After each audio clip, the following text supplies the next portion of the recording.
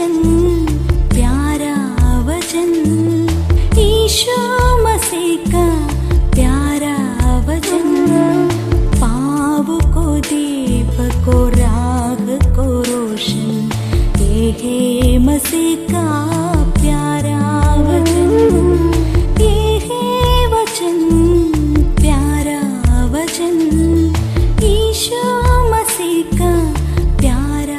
परमेश्वर के धन्य नाम की महिमा हो। प्रभात मनन के सत्र 1815 में आप सभी का बहुत ही विनम्रता के साथ स्वागत करता हूं। आइए आज के मनन के लिए हम पढ़ते हैं इब्रानी अध्याय 3 पद 13। वरन जिस दिन तक आज का दिन कहा जाता है, हर दिन एक दूसरे को समझाते रहो, ऐसा ना हो कि तुम में से कोई जन पाप के छल में आकर कठोर हो जाए। कल के मनन में हम संगति का महत्व और कैसे कैसे हमें संगति की जानी चाहिए आदि बातों पर चर्चा की थी। इसी पद में एक दूसरे का प्रोत्साहन करने का अर्थात एक दूसरे के साथ संगति करने की अनिवार्यता का जिक्र भी हम देखते हैं। लेखक कह रहा है कि एक दूसरे के साथ संगति इसलिए करनी है ताकि कोई पाप के छल में आकर कठोर न हो जाए। यह बताए गए पाप के छल और कठोर हो जाने का अर्थ क्या है? इन बातों को समझने के लिए हमें पुनः इस पत्री की भूमिका और इस अध्याय में परामर्श किया जाने वाला विषय को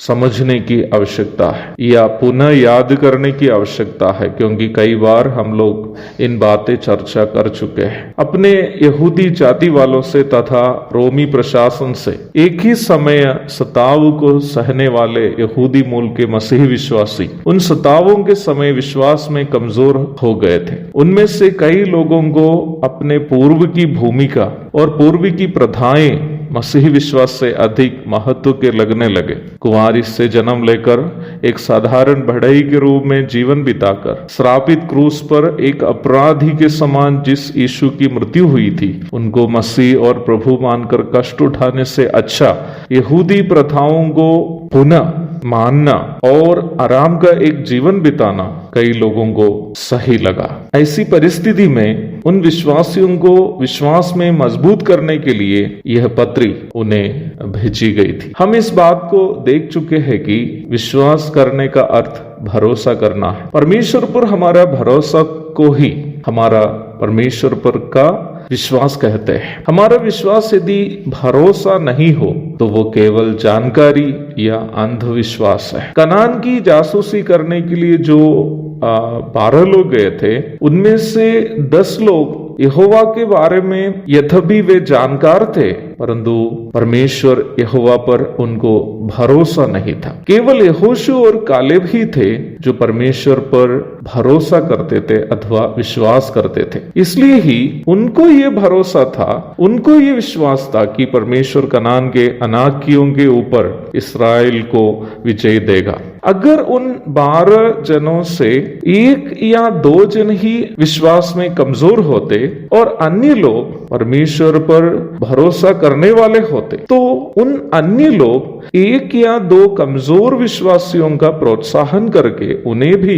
विश्वास में मजबूत कर सकते थे। परंतु 12 जासूसों में से मात्र 2 ही लोग परमेश्वर पर भरोसा करने वाले थे, इसलिए अन्य लोग उनकी बात नहीं मानी। उन 10 लोगों के हृदय को पाप अपने छल में फंसा दिया था, जिसके कारण वे लोग हृदय में कठोर होकर परमेश्वर से दूर हो गए। वर्तमान समय भी स्थिति भिन्न नहीं है। मसीही जीवन में सताव या अन्य परेशानियां जब आती हैं, जिनके पास परमेश्वर के बारे में केवल जानकारी है पर परमेश्वर पर भरोसा नहीं है, वे विश्वास में कमजोर हो जाते हैं। पाप का सबसे बड़ा छल भी वास्तव में हमारे हृदय से परमेश्वर पर भरोसा हटाना ही है। इसलिए ही मुझे सुनने वाले प्रिय भाई बहनों, हम एक दूसरे का प्रोत्साहन करते रहने की अनिवार्यता है ताकि हम में से कोई पाप के छल में फंसकर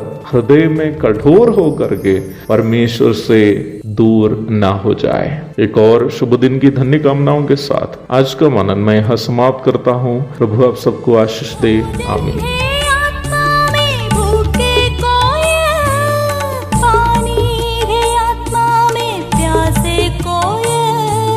पालन जो करते